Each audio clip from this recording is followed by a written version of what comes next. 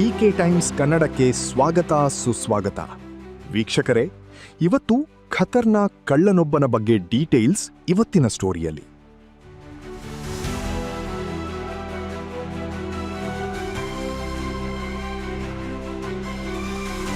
ಹೌದು, ಜಮೀರ್ ಅಹಮದ್ ಖಾನ್ ಅವರ ಮನೆಯಲ್ಲಿ ವರ್ಷಗಳಿಂದ ಗುಟ್ಟಾಗಿ ನಡೆದಿದ್ದ ಕಳ್ಳತನದ ಅಸಲಿಯತ್ತು ಈಗ ಹೊರಬಿದ್ದಿದೆ.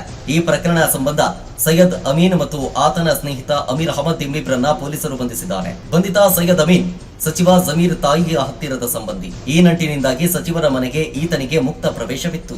ಡೈಲಿ ಮನೆಗೆ ಬಂದು ಒಳ್ಳೆಯವನಂತೆ ನಟಿಸುತ್ತಿದ್ದ ಅಮೀನ್ ಯಾರು ಇಲ್ಲದೆ ಇರೋ ಟೈಮ್ ನೋಡಿಕೊಂಡು ಕಳೆದ 2023ರಿಂದಲೂ ಹಂತವಾಗಿ ಚಿನ್ನಾಭರಣಗಳನ್ನ ಕಳ್ತನ ಮಾಡ್ತಿದ್ದ. ಮನೆಯಲ್ಲಿ ಮದುವೆ ಸಮಾರಂಭಗಳಿದ್ದಾಗ ಆಭರಣಗಳನ್ನ ಎಗರಿಸೋದೇ ಈತನ ಚಾಳಿಯಾಗಿತ್ತು.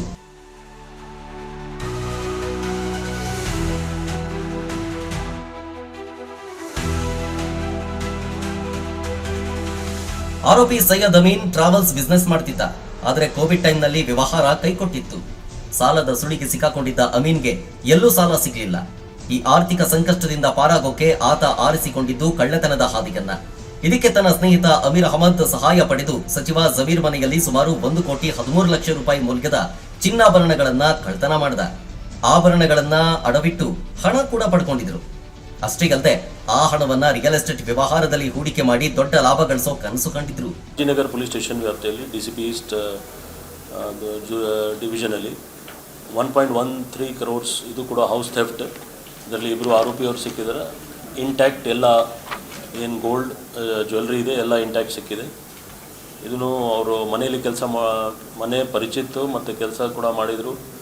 ಅವರೇ ಮಾಡಿದಾರೆ ಅಂತ ಅನುಮಾನ ಮೇಲೆ ಕಂಪ್ಲೇಂಟ್ ಇತ್ತು, ರಿಕವರಿ ಆಗಿದೆ. ಇನ್ನು ಕಳ್ಳತನ ನಡೆದ ಮೇಲೆ ಆರೋಪಿ ಅಮೀನ್ ನಡವಳಿಕೆ ಬದಲಾಗಿದ್ದು ಪೊಲೀಸರಿಗೆ ಕ್ಲೂ ಕೊಟ್ಟಿತ್ತು. ಆಗಾಗ ಜಮೀರ್ ಮನೆಗೆ ಬರ್ತಾ ಇದ್ದವನು ಕಳ್ಳತನವಾದ ಮೇಲೆ ಬರೋದನ್ನೇ ನಿಲ್ಲಿಸ್ಬಿಟ್ಟ. ಸಚಿವರ ತಾಯಿ ಫೋನ್ ಮಾಡಿದ್ರೂ ಸ್ವೀಕರಿಸದೆ ತಪ್ಪಿಸಿಕೊಳ್ತಿದ್ದ. ಯಾವಾಗ ಇವನ ಮೊಬೈಲ್ ಸ್ವಿಚ್ ಆಫ್ ಆಯ್ತೋ ಆಗ ಪೊಲೀಸರಿಗೆ ಇವನೇ ಆರೋಪಿ ಅನ್ನೋದು ಗೊತ್ತಾಯ್ತು. ಸದ್ಯ ಕಾರ್ಯಾಚರಣೆ ಮಾಡಿ ಇಬ್ಬರು ಕದೀಮರ ಹೆಡೆಮುರಿ ಕಟ್ಟಿರೋ ಪೊಲೀಸರು ವಿಚಾರಣೆಯ ವೇಳೆ ಈತ ತನ್ನ ಪಾಪದ ಪುರಾಣವನ್ನ ಬಿಚ್ಚಿಟ್ಟಿದ್ದಾನೆ. ಸದ್ಯ ಬಂಧಿತರಿಂದ ಒಟ್ಟು 759 ಗ್ರಾಂ ಚಿನ್ನಾಭರಣಗಳನ್ನ ಪೊಲೀಸರು ವಶಕ್ಕೆ ಪಡ್ಕೊಂಡಿದ್ದಾರೆ.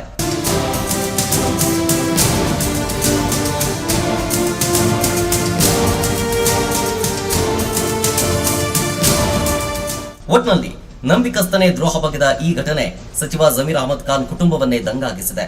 ಸದ್ಯ ಶಿವಾಜಿನಗರ ಪೊಲೀಸ್ ಠಾಣೆಯಲ್ಲಿ ಪ್ರಕರಣ ದಾಖಲಾಗಿದ್ದು ಆರೋಪಿಗಳು ಕಂಬಿ ಎಣಿಸುತ್ತಿದ್ದಾರೆ.